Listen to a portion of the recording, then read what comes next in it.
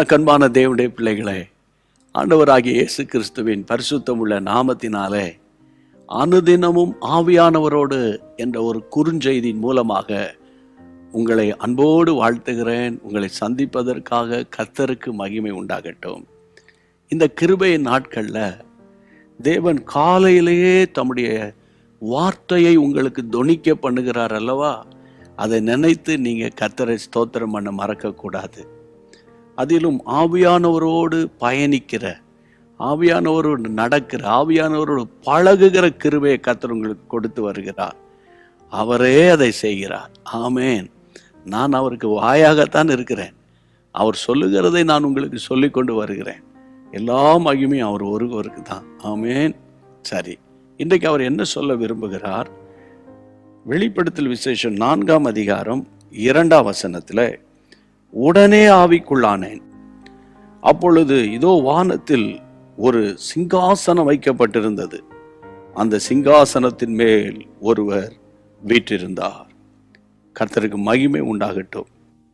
எனக்கு தேவனுடைய பிள்ளைகளே, இந்த நாட்களில் இந்த எக்ஸ்பீரியன்ஸ் உங்கள் ஒவ்வொருவருக்கும் இருக்குமானால் எவ்வளோ சந்தோஷமா இருக்கும்.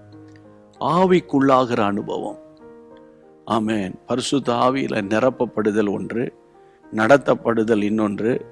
பரிசுத்த ஆவியினாலே நம்ம ஆசீர்வதிக்கப்படுவது அது வேறொன்று.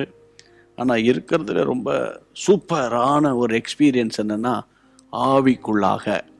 ஆமேன். ஆவியின் மண்டலத்தில், வானத்தில், அதாவது வானம் என்றால் பரலோக ராஜ்யத்தினுடைய மகிமையை காண்பது. ஆமேன். இதற்கு பெயர் தரிசனம்.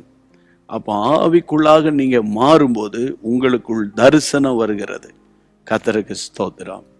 யோவான் அருமையான ஒரு வெளிப்படுத்தல் என்ற ஒரு புத்தகத்தை எழுதினதே பத்மு தீவிலே அவர் ஆவிக்குள்ளாகும் போதுதான். உங்கள் எல்லாருக்கும் தெரியும்.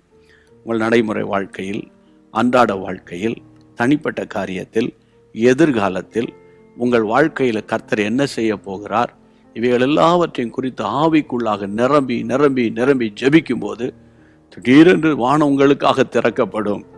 தேவ ஆவியானவர் உங்கள் மேல் பலமாய் இறங்குவார்.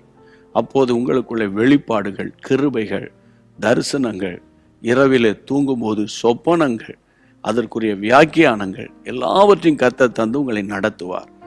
ஆவிக்குள்ளாகிற ஒரு அனுபவம். ஆமேன். இந்த அனுபவத்துக்குள்ள ஆவிக்குள்ளாக ஜெபிக்க ஜெபிக்க ஜெபிக்க உலகம் உங்களுக்கு ஒரு அற்பமா தோன்றும். உலக ஆசாபாசங்கள், உலக சிற்றின்பங்கள், உலக பொருட்கள் மீதெல்லாம் உங்களுக்கு ஒரு வெறுப்பு உண்டாயிரும். நேரம் கிடைச்சா ஜெபம் பண்ணலாம், நேரம் கிடைச்சா துதிக்கலாம், நேரம் கிடைச்சா அந்நிய பாஷைகளை பேசலாம். அந்த மாதிரி ஒரு எண்ணங்களுக்குள்ளே ஆவியானவர் உங்களை கொண்டு போயிடுவார். அப்படிப்பட்டவங்களோடு தான் கர்த்தரும் பேசுவார். ஆமேன். அதனால நம்ம ஆண்டவரை அதிகமாக தேடலாம். சரியா?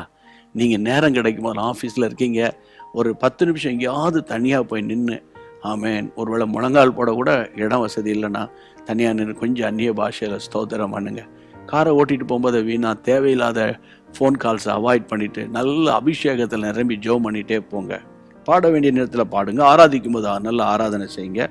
ஜெபிக்கும் போது நல்ல ஆவிக்குள்ளாக நிரம்பி ஜெபம் பண்ணுங்க. அப்போது கர்த்தர் உங்களுக்கு ஆவிக்குள்ளாகிற அந்த எக்ஸ்பீரியன்ஸை கொடுப்பார். இந்த நாளுக்குரிய கிருபையினால் கர்த்தர் உங்களை நிரப்புவாராக. ஆமேன். வேதத்தில் அநேக பரிசுத்தவான்கள் அப்படி ஆவிக்குள்ளா இருக்கிறாங்க. இந்த நூற்றாண்டில் அநேக தேவ பிள்ளைகளை கர்த்தர் அப்படி பயன்படுத்தி இருக்கிறார். சரியா? ஜெபம் பண்ணலாமா? எங்களை பரிசுத்தமுள்ள நல்ல பிதாவே, இம்மட்டுமாய் நடத்தி வந்ததற்கு நாங்கள் எம்மாத்திரம். உம்முடைய பிள்ளைகளுக்கு நீர் கொடுத்த அபிஷேகம் அவர்களுக்குள்ளே நிலைத்திருக்கிறது. ஒருவரும் போதிக்க வேண்டுவதில்லை. அது சத்தியமாய் இருக்கிறது, அது பொய் அல்ல. ஆமேன் என்று 1 யோவான் 2ஆம் அதிகாரம் 27ஆம் வசனத்தில் யோவான் எழுதினது போலப்பா, உம்முடைய பிள்ளைகளுக்குள்ளே ஆண்டவரை ஊற்றப்பட்டிருக்கிற இந்த அபிஷேகத்தின் வல்லமையினால ஆவிக்குள்ளாகி தரிசனங்களை பார்க்கிற கண்களாக உங்களுடைய பிள்ளைகளுக்கு கிருபை பாராட்டுங்கன்னு ஜெபம் பண்ணுகிறோம். மாறாத தேவக்கரம் கூட இந்த வழி நடத்தட்டும். உங்களுடைய பிள்ளைகளை நிமித்தம் எதிர்காலம் செழிக்கட்டும், எதிர்காலம் தழைக்கட்டும். உம்முடைய பரிசுத்த நாமம் மகிமைப்படட்டும். இயேசுவின் நாமத்தில் ஜெபம் கேளும் பிதாவே. ஆமேன். கர்த்தருக்கு ஸ்தோத்திரம். நிச்சயமா கர்த்தர் இந்த அனுபவத்தை உங்களுக்கு தரப்போகிறார். சரியா? இந்த சத்தியத்தை மற்றவங்களுக்கு ஷேர் பண்ணுங்க. நல்ல கர்த்தருக்குள்ளே பலப்படுங்க. தேவனுடைய நாமம் மகிமைப்படும். God bless you. அன்பான தேவனுடைய பிள்ளைகளே, இச்செய்தி உங்களுக்கு மிகுந்த ஆசீர்வாதமாக இருந்ததென்று நாங்கள் நம்புகிறோம். தொடர்ந்து எங்கள் செய்திகளை கேட்டு கர்த்தருக்குள் ஆசீர்வதிக்கப்பட ஜீசஸ் மீட்ஸ் மினிஸ்ட்ரீஸ் என்கிற எங்கள் யூடியூப் சேனலை சப்ஸ்கிரைப் செய்யுங்கள்.